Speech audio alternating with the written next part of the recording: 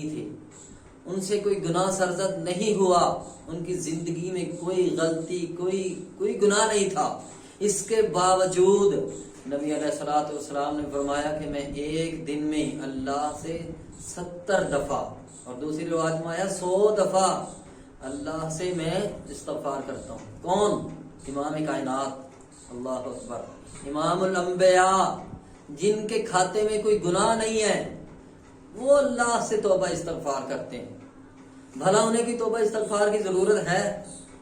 انہیں نہیں ہے ضرورت۔ حضرت عائشہ رضی اللہ تعالی عنہا فرماتی ہیں اللہ کے نبی، آپ سے تو کوئی گناہ نہیں ہوا، آپ نے تو کوئی اللہ کی نافرمانی نہیں کی، پھر یہ اللہ کے سامنے آپ کیوں اتنا پریشانی ظاہر کرتے ہیں، ندامت اختیار کرتے ہیں، آنسو بہاتے ہیں، استغفار کرتے ہیں، اسی وجہ کیا ہے؟ اللہ اکبر۔ امام الانبیاء محبوب کائنات صلی اللہ علیہ وسلم نے فرمایا عائشہ، کیا میں اپنے اللہ کا شکر گزار بندہ نہ بن جاؤں؟ اپنے اللہ کے سامنے استغفار کر کے، قیام میں کھڑے ہو کے، نماز میں کھڑے ہو کے، اللہ کے سامنے آنسو بہا کے میں اپنے اللہ کا شکر گزار بندہ نہ بن جاؤں؟ گناہ نہیں ہے، صرف شوق ہے اپنے خالق کے سامنے کھڑے ہونے کا، اپنے بنانے والے کے سامنے کھڑے ہونے کا، اپنی غلطی کا اقرار کرنے کا۔ حالانکہ نبی علیہ الصلوۃ والسلام کی زندگی میں غلطی ہے ہی نہیں، اس کے باوجود استغفار کر رہے ہیں۔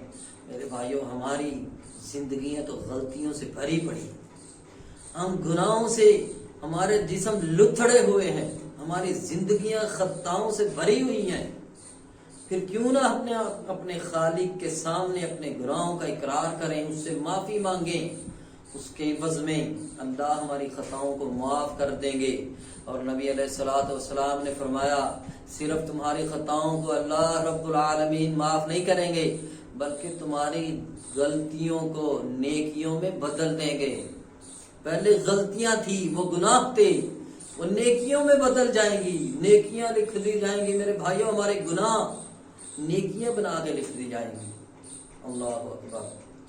دعا ہے اللہ ہمیں توبہ استغفار کرنے کی توفیق عطا فرمائے، جس کے عوض میں ہمیں مال ملنے ہیں، برکت ملنی ہے، اولاد ملنی ہے۔ میں چھوٹی سی ایک مثال اور حدیث آپ کے سامنے بیان کر کے اپنی بات کو ختم کرتا ہوں کہ اللہ ہمیں عمل کی توفیق عطا فرمائے۔ کہ حضرت حسن بصری رحمت اللہ علیہ، ان کے پاس محفل میں یکے بعد دیگرے 4 لوگ آئے، انہوں نے اپنی الگ الگ گزارشات پیش کی ان کے سامنے۔ کیا گزارشات تھیں؟ ایک آیا آنے والا سوالی کہ یا حضرت میرے پاس مال نہیں ہے، مجھے بتائیں میں کیا کروں، میرے لیے دعا کریں۔ آپ نے انہیں بتایا کہ میرے بھائی اللہ کے حضور استغفار کرو، توبہ استغفار کرو۔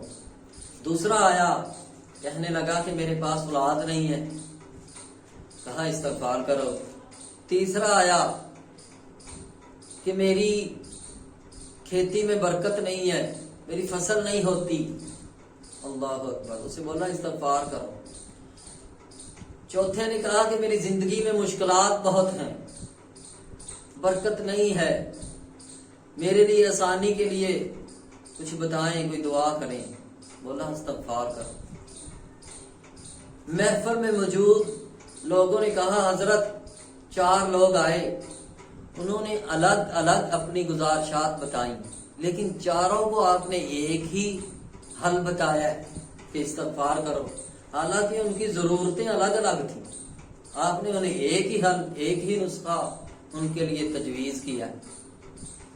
حضرت فرماتے ہیں کہ یہ نسخہ میں نے اپنے پاس سے نہیں تجویز کیا، میرے بھائی، یہ نسخہ وہی ہے جو اپنی بات کے سٹارٹ میں نے اللہ کا کلام آپ کے سامنے پڑھ کے سنایا، یہ وہی نسخہ ہے۔ اس میں یہ چاروں چیزیں ہیں جو ان 4 سوالیوں نے آ کے گزارش کی کہ ہم ان کا حل چاہتے ہیں۔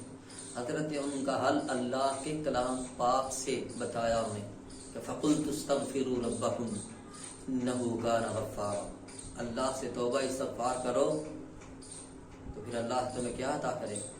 یرسل السماء علیکم مدرارا، اللہ آسمان سے بارشیں نازل فرمائے گا، تو کیا ہوگا؟ بارش آئے گی، فصل ہوگی، مال ملے گا، برکت ہوگی۔ یرسل السماء علیکم مدرارا ویمددکم، اور وہ تمہیں عطا کرے گا باموال، مال، وبنین، اور بیٹے، ویجعل لکم، اور وہ بنائے گا تمہارے لیے جنات، باغ، ویجعل لکم انہارا، جس کے نیچے نہریں بہتی ہوں۔ میرے بھائیو، رحمتیں ہی رحمتیں ہیں اگر ہم اپنے خالق کی طرف لوٹ آئیں، اگر ہم اپنے بنانے والے کی طرف رجوع کر لیں اور اس کے سامنے عاجز ہو کے نماز میں کھڑے ہو جائیں، اپنی غلطیوں کا اقرار کر لیں۔ بات میرے بھائی وہی ہے کہ اللہ کے سامنے عاجزی اختیار کریں، ہماری دنیا بھی بہتر ہو جائے گی اور ہماری آخرت بھی بہتر ہو جائے گی۔ دعا ہے اللہ ہمیں عمل کی توفیق عطا فرمائے۔ وما علینا الا البلاغ المبین۔